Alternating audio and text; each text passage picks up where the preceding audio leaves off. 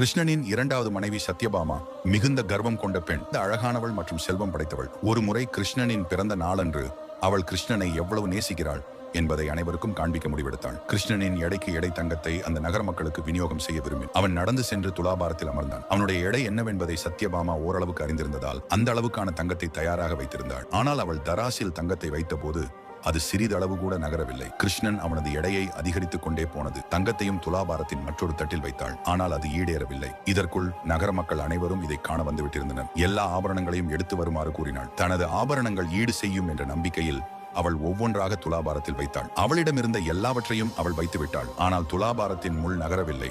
அவள் விசும்பி அழத் தொடங்கினாள். எப்போதும் கர்வம் கொண்டிருந்த ஒருவரிடம் போதுமான தங்கம் இல்லை என்றதும் என்ன செய்வது என்று தெரியவில்லை. அவள் ருக்மிணியை பார்த்தாள். ருக்மிணி சென்று வெளியில் இருந்த துளசி செடியிலிருந்து 3 இலைகளை மட்டும் எடுத்து துலாபாரத்தில் வைத்தாள். கிருஷ்ணன் இருந்த தட்டு மேலே சென்று விட்டது.